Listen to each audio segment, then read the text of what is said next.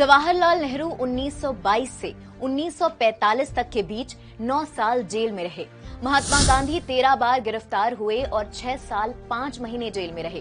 वीर सावरकर ने 10 साल कालापानी की सजा काटी और 9 साल नजरबंद रहे। अंग्रेजों के राज में एक ऐसी जेल थी जिसे खुद कैदियों ने बनाई थी और एक ऐसी जेल थी जिसका दरवाजा समुद्र में खुलता था। रिपब्लिक डे के मौके पर अंग्रेजों के जमाने की उन इमारतों के बारे में जानते हैं जहां आजादी की हजारों कहानियां दफन हैं। 1784 में ईस्ट इंडिया कंपनी ने हुकूमत बनाए रखने और विद्रोह को दबाने के लिए बड़े पैमाने पर जेलों का निर्माण शुरू किया। कुछ नई जेल बनाई गई तो कुछ पुराने किले और हवेली को जेल में तब्दील कर दिया गया।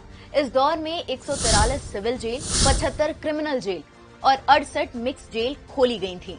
1857 में भारतीय बैरकों में बड़े पैमाने पर विद्रोह हुए, जिसके चलते अंग्रेजों ने साल भर के भीतर ही कैदियों को अंडमान भेज दिया। खास बात यह है कि तब पूरे अंडमान पर जेल की एक ईंट भी नहीं पड़ी थी।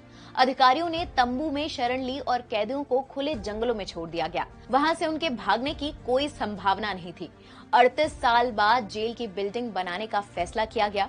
तब कैदियों ने खुद के लिए खुद जेल बनाई। 5 लाख रुपए में 1906 में अंडमान की सेक्युलर जेल बनकर तैयार हुई। अब एक और किस्सा जान लीजिए। इलाहाबाद आजादी के आंदोलन का प्रमुख केंद्र था, इसलिए साल 1884 में यहाँ 3000 की क्षमता वाली सेंट्रल जेल बनाई गई। इस जेल को क्रांतिकारियों का दूसरा घर माना जाता था। नैनी जेल में अंग्रेज क्रांतिकारियों के भी नाम लिखे हैं जो भारत की आजादी चाहते थे। इन सब में इंटरेस्टिंग बात यह है कि गांधी जी को जेल में आम कैदियों की तरह रखना संभव नहीं था, तो अंग्रेजों ने 6.5 एकड़ में फैले एक शानदार महल को जेल में तब्दील कर दिया। यहाँ गांधी जी के साथ कस्तूरबा को भी रखा गया। अब इसे म्यूजियम में बदल दिया गया है।